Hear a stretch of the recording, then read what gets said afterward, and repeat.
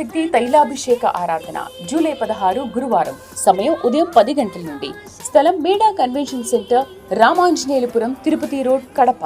ప్రార్థనా శక్తి తైలాభిషేక ఆరాధన జూలై 17 శుక్రవారం. సమయం ఉదయం 10 గంటలకు. స్థలం Shiva garden function hall, Mahanandi road, Nandyal. ప్రార్థనా శక్తి తైలాభిషేక ఆరాధన జూలై 18 శనివారం. సమయం ఉదయం 10 గంటల నుండి. స్థలం A1 convention hall, old Guntur road, Ongole. ప్రార్థనా శక్తి తైలాభిషేక ఆరాధన జూలై 21 మంగళవారం. మొదటి ఆరాధన ఉదయం 7 గంటల నుండి. రెండవ ఆరాధన ఉదయం 10 గంటల నుండి. స్థలం సీతారాం టౌన్షిప్ ఎదురుగా, housing board colony, Dallapadu road, Guntur. ప్రార్థనా శక్తి తైలాభిషేక ఆరాధన జూలై 22 బుధవారం. సమయం ఉదయం 8 గంటల నుండి. స్థలం SR గార్డెన్స్, ఈనాడు ఆఫీస్, వైరా రోడ్, వెలుగుమట్ల, ఖమ్మం. యేసయ్య నామములో మీకు వందనాలు తెలియపరుస్తూ ఉన్నాను. ప్రియులారా, ఈ దినము కొరకు దేవుడు సిద్ధపరిచిన వాగ్దానాన్ని మనం స్వాధీనపరచుకుందాం. పరిశుద్ధ గ్రంథముల నుండి కీర్తన గ్రంథము 107వ అధ్యాయము 20వ వచనం ద్వారా ప్రభు మిమ్మల్ని దర్శిస్తూ ఉన్నాను. Psalms chapter 107 verse 20. 107వ అధ్యాయము 20వ వచనం. ఆయన తన వాక్కును పంపి వారిని బాగు చేసెను.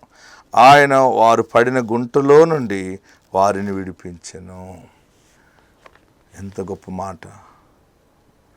నీ బాధల్లో, శ్రమల్లో నలిగిపోతూ మనసు గలిబిలైపోతుంది కదా, అయినా ప్రార్థిస్తున్నావు. నువ్వు తప్ప ఆధారం లేదు బాబు, ఈ సమయంలో నువ్వు ఆదుకోకపోతే మాకు ఏ దారి లేదు. నీ ప్రార్థన దేవుని సన్నిధికి వెళ్ళింది. దేవుడు నీకు జవాబిస్తున్నాడు. నీ ప్రార్థన దేవుడు ఆలకించి ఈ ప్రార్థనా శక్తి ప్రోగ్రాం ద్వారా నిన్ను మరలా దర్శిస్తూ ఉన్నాడు. గొప్ప జవాబు ఏంటంటే కీర్తన 107:20 వచనంలో మాట, ఆయన వారు పడిన గుంటలో నుండి వారిని విడిపించాను.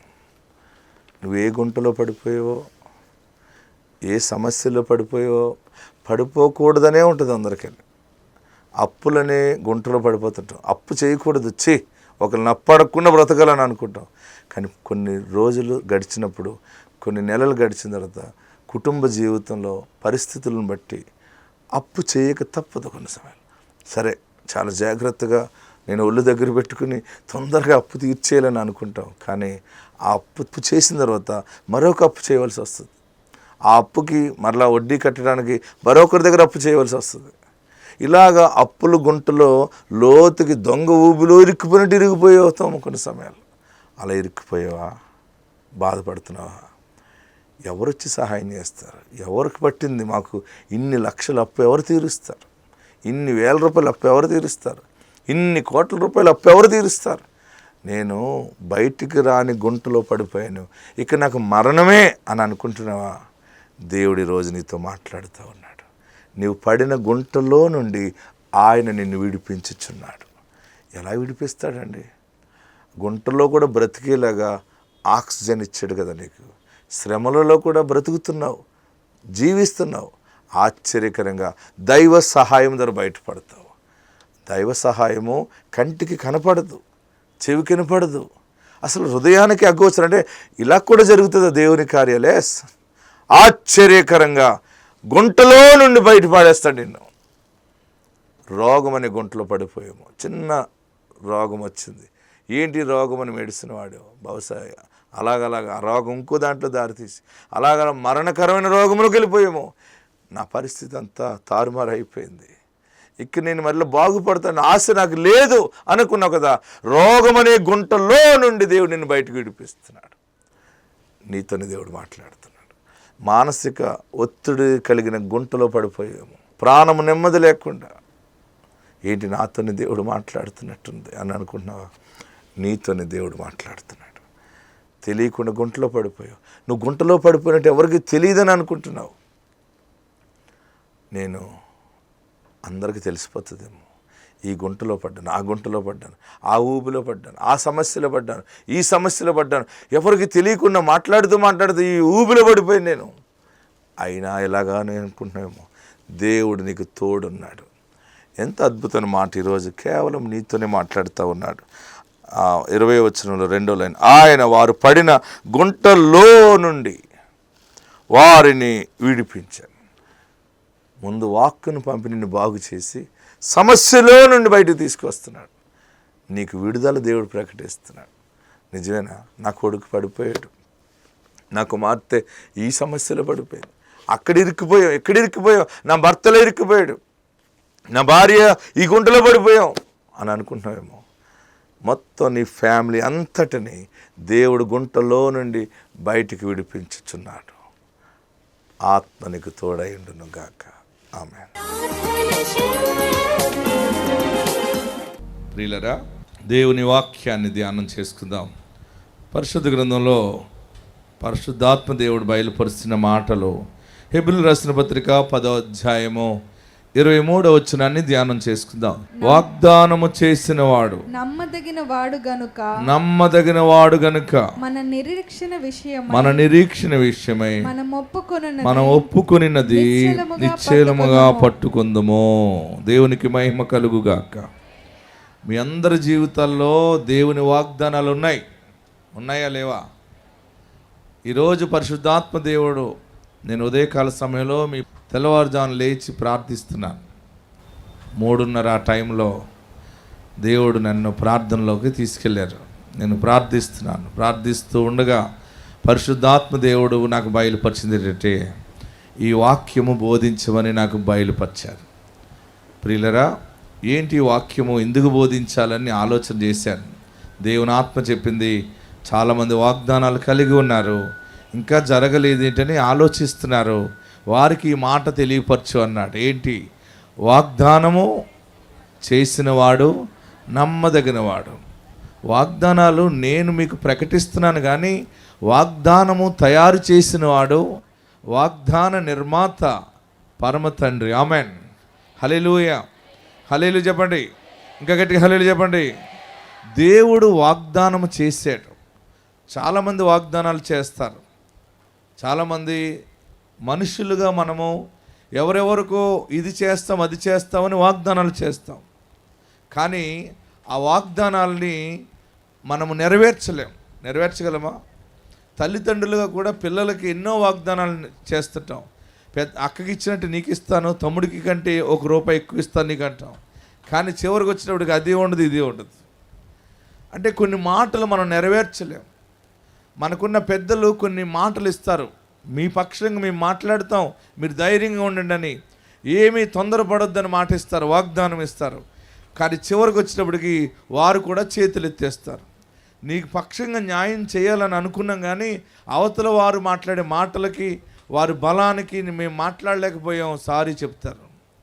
ప్రియులరా, రాజకీయ నాయకులు మాటలు ఇస్తారు, వారు కొన్ని సమయాల్లో కొందరు నెరవేరుస్తారు, కొందరు నెరవేర్చలేరు. మత నాయకులు వాగ్దానాలు ఇస్తారు, కొందరు నెరవేరుస్తారు, కొందరు నెరవేర్చరు. మనుషులుగా మనము కొన్ని మాటలు ఇస్తాము, మనము నెరవేర్పు అనేది చాలా అసాధ్యముగా ఉంటుంది. కానీ నీవు నేను నమ్మిన యేసు దేవుడు నమ్మదగిన దేవుడు. హల్లెలూయా. గట్టిగా హల్లెలూయా చెప్పండి. వాగ్దానము చేస్తాడు, దానిని ఆయన నెరవేరుస్తాడు. నీకు ఏది కావాలో, ఏది లేదని ఏడుస్తున్నావో, ఎవరికి చెప్పలేక ఒంటరిగా ఉండి కుమిలిపోతున్నావో, నీ వేదన ఆయన చూసి ఉన్నాడు. ఈరోజు నీతో సూటిగా దేవుడు మాట్లాడేది, నీకు మాట ఇచ్చిన వాడు మామూలు వాడు కాదు, ఆయన నరుడు కాడు, ఆయన సాక్షాత్తు పరిశుద్ధాత్మ దేవుడే. హల్లెలూయా. గట్టిగా హల్లెలూయా చెప్పండి, గట్టిగా హల్లెలూయా చెప్పండి. నేను అన్ని జిల్లాలు తిరిగి, అన్ని ప్రాంతాలు తిరిగి, అన్ని రాష్ట్రాలకు వెళ్తూ, ఎక్కడికి వెళ్ళినా నా నోట ఆయన ఏది పలకమంటది పలుకుతున్నాను. అదే దేవుడు నెరవేరుస్తూ ఉన్నాడు. ఎందుకంటే వాగ్దానం ఇచ్చినవాడు నమ్మదగినవాడు. నీ వాగ్దానం ఇంకా జరగలేదని ఏడుస్తున్నావేమో, వాగ్దానము అమలులోకి ఇంకా రాలేదు, లేకపోతే వస్తూ ఉన్నది, ఇంకెంతకాలం వేచి ఉండాలని అనుకుంటున్నావేమో, నేడే శుభదినముగా దేవుడు ప్రకటిస్తూ ఉన్నాడు. రాజుల మొదటి గ్రంథంలోకి రండి. రాజుల మొదటి గ్రంథము 8వ అధ్యాయము 56వ వచనంలో సొలొమోను అద్భుతమైన ప్రార్థన చేస్తూ ఈ మాట మాట్లాడుతూ ఉంటాడు. దేవుని మందిరాన్ని నిర్మించినప్పుడు ఆయన పొందుకున్నటువంటి అద్భుత కార్యాలను చూసి మా తండ్రికి ఇచ్చిన వాగ్దానం నెరవేర్చావు. ఆనాడు అబ్రహాముకి ఇచ్చిన వాగ్దానం నెరవేర్చావు. అందరికి ఇచ్చిన వాగ్దానాలు నెరవేర్చావు. ఈరోజు మాకు ఇచ్చిన వాగ్దానము, నీ బిడ్డలైన ఇశ్రాయేలీయులకు నీవు ఇచ్చిన వాగ్దానము నెరవేర్చావు. మోషే ద్వారా ఇచ్చిన వాగ్దానము శుభప్రదముగా దాన్ని నెరవేర్చావని సొలొమోను ప్రార్థిస్తున్నాడు. 1 Kings chapter 8 verse 56. రాజుల మొదటి గ్రంథము 8వ అధ్యాయము 56వ వచనం చదువుకుందాం. ఎట్లనగా తాను చేసిన వాగ్దానం అంతటిని, అందరూ బైబిల్ తెరవండి. తాను చేసిన వాగ్దానం అంతటిని బట్టి ఇశ్రాయేలీయులకు తన జనులకు నెమ్మది దయచేసిన చూడండి, తన జనులకు ఇశ్రాయేలీయులకు యెహోవా నెమ్మది కలగజేసిన యెహోవాకు స్తోత్రము కలిగి ఉండును గాక. తన దాసుడైన మోషే ద్వారా ఆయన చేసిన శుభవాగ్దానములలో ఒక్క మాటైనా తప్పిపోయినది కాదు. చూడండి, అందరూ అండర్లైన్ చేసుకోండి. పెన్ ఉందా మీ దగ్గర? నోట్ చేసుకోండి. ఆయన చేసిన, ఎవరి ద్వారా చేసాడు? ఆయన మోషే ద్వారా. దేవుడు డైరెక్ట్గా చేయడు ఏది కూడా. ఎలా చేస్తాడు? తన సేవకుడు ద్వారా చేస్తాడు. Through prophet, pastor, servant of God. దేవుని సేవకుడు ద్వారా, ప్రవక్త ద్వారా. ఆ మాట మీరందరూ చదవాలని ఆశిస్తూ ఉన్నాను. ఎందుకంటే ఇది మామూలు మీటింగ్ కాదు, ఇది వాగ్దానాల నెరవేర్పు ఈరోజు దేవుడు చేయబోతా ఉన్నాడు. ఈ దినము శుభదినమంతే. దేవుడు మోషే ద్వారా బయలుపరిచిన మాటని సొలొమోను నెరవేర్పు చూస్తూ ప్రార్థిస్తున్న మాట ఏంటంటే, తన దాసుడైన మోషే ద్వారా. గట్టిగా చదవాలి అందరూని. తన దాసుడైన, అందరూ నాతో చెప్పండి, తన దాసుడైన మోషే ద్వారా ఆయన చేసిన శుభ వాగ్దానములలో ఒక మాటైనా, ఆయన, నాతో చెప్పండి, ఆయన చేసిన శుభ వాగ్దానములలో ఒక్కటైనను తప్పిపోయినది కాదు. ఆమేన్. మీరు బాగా గుర్తుపెట్టుకోండి. ఇన్నాళ్ళు వాగ్దానాలు కలిగి ఉన్నారు. ఈ వాగ్దానానికి ఈరోజు దేవుడు శుభం ప్రకటిస్తూ ఉన్నాడు. నీ వాగ్దానానికి శుభకరమైన ఆనవాలు కలుగుతుంది. హల్లెలూయా.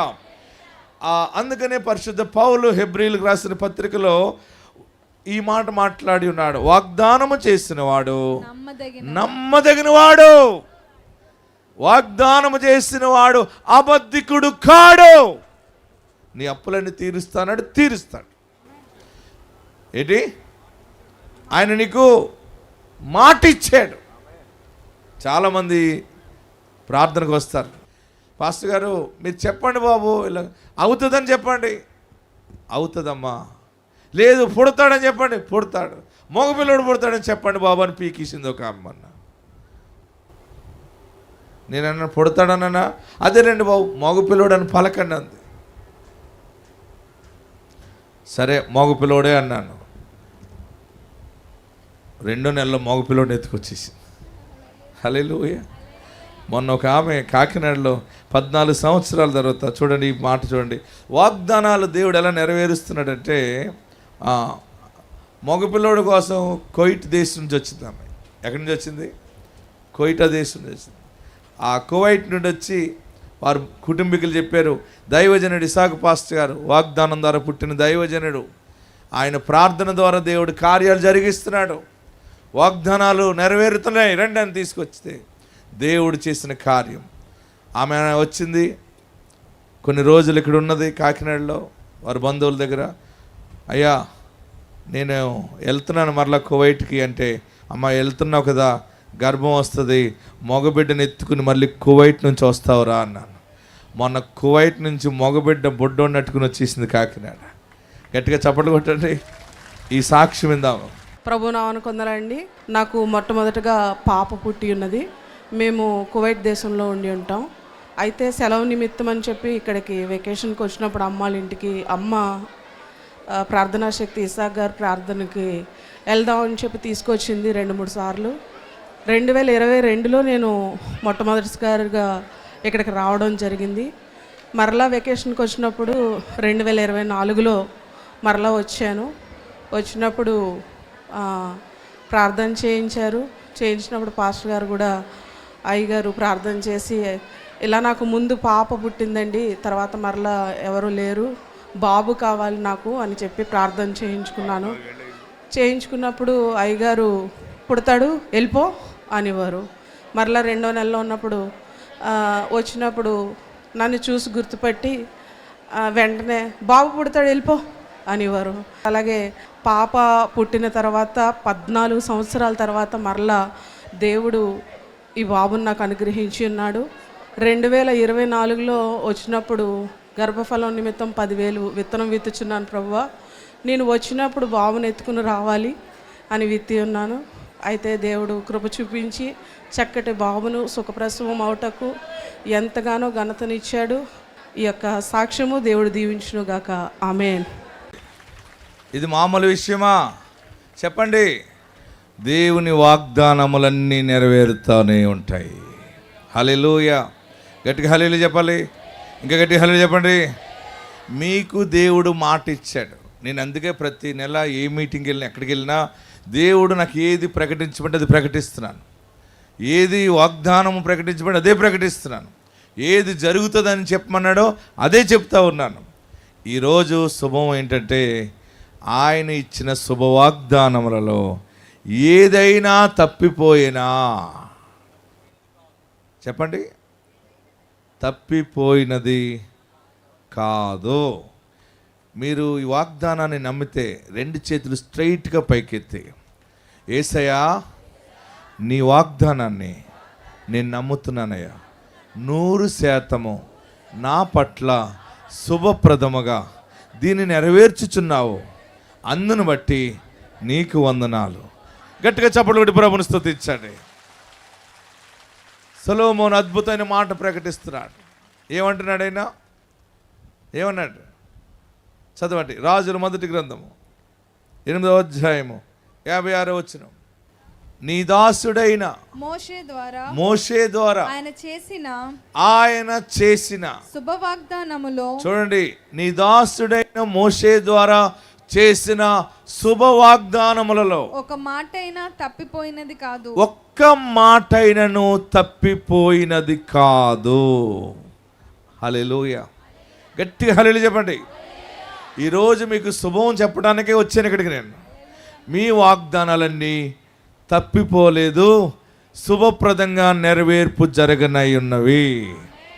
మరొక మాట మనం చూస్తే హెబ్రీయులకు రాసిన పత్రిక 10వ అధ్యాయము 36వ వచనంలో పౌలు గారు అన్నాడు, వాగ్దానాలు నెరవేరుతాయి, వాగ్దానం చేసిన నమ్మదగిన వాడని చెప్పిన పరిశుద్ధ పౌలే ఇంకొక మాట అంటాడు, ఆ వాగ్దానాల కొరకు కొంత ఓర్మి కావాలి. ఏమన్నాడు చూడండి.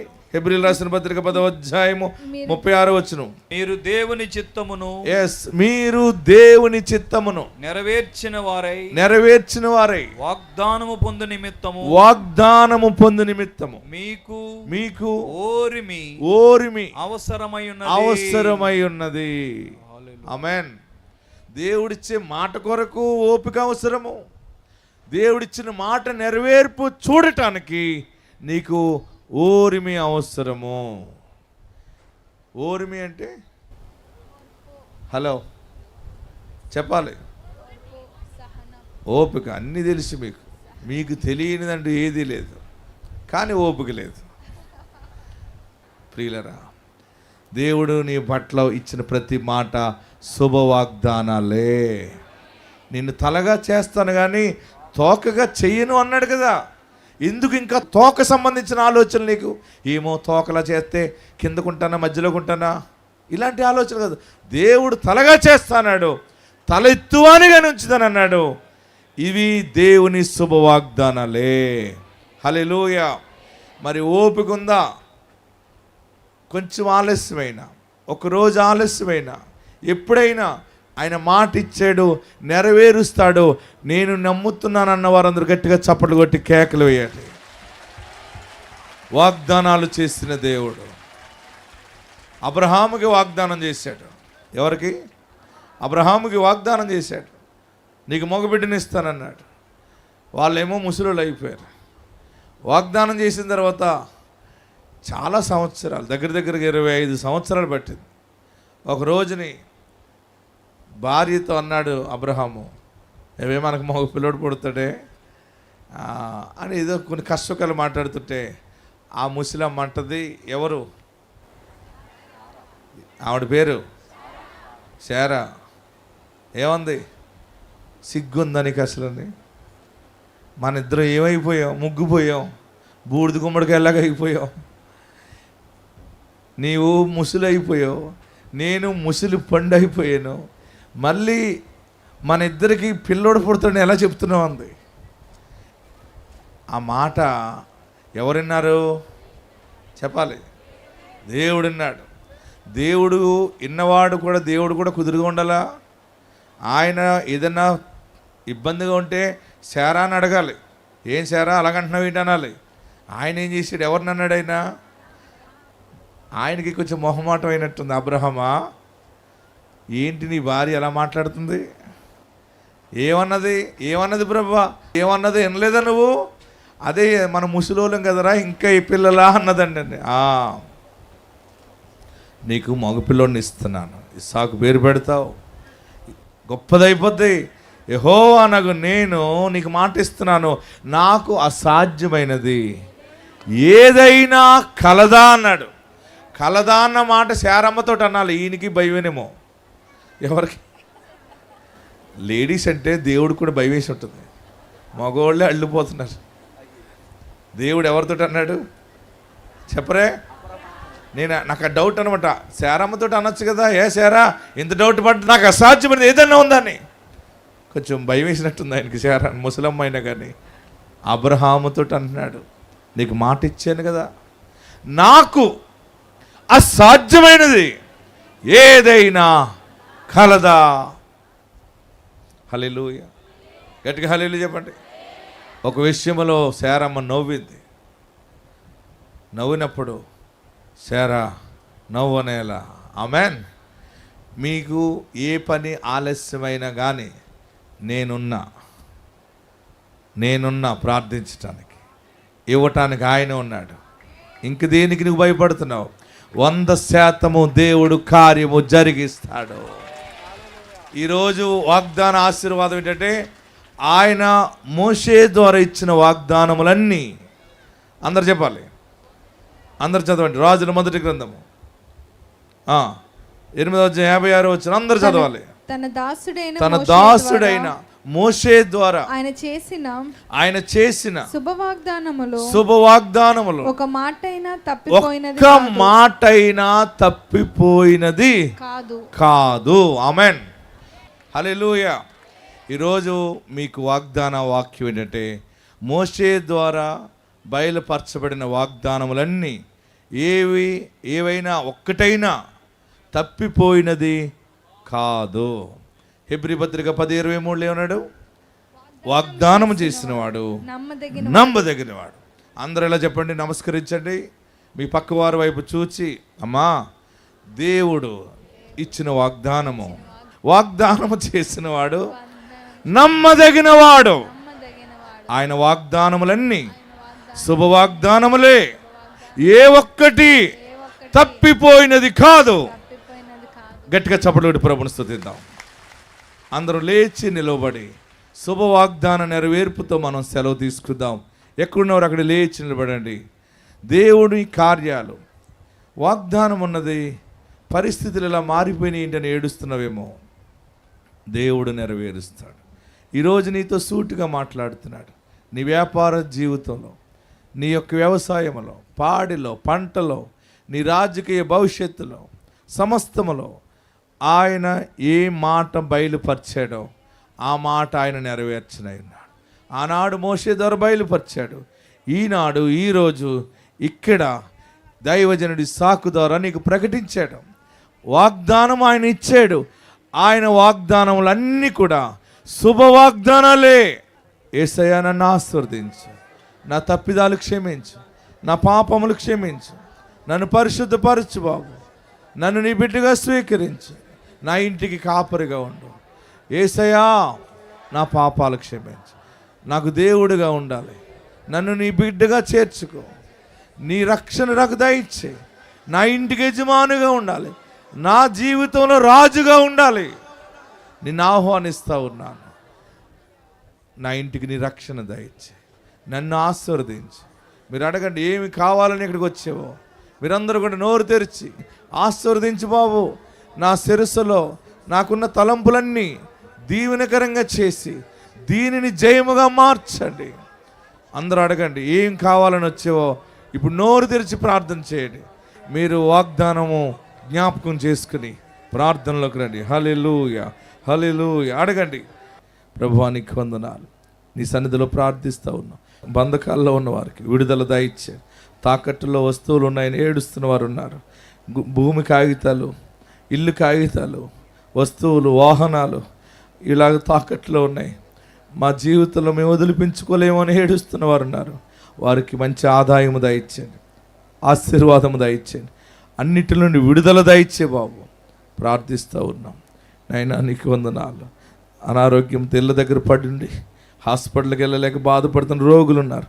వారిని కూడా మీరు ముట్టి బాగుచ్చేయండి, నీ రక్తంతో కడగండి, నీ మహిమగల ఆత్మ దయచేయండి. యేసు నామములో అడుగుచున్నాము తండ్రి, ఆమేన్. మన తండ్రి అయిన దేవుని ప్రేమ, కుమారునికి యేసుక్రీస్తు కృప, పరిశుద్ధాత్మ అన్యోన్య సహవాసము, సమాధానము సదాకాలం మనందరికీ తోడై ఉండును గాక. ఆమేన్.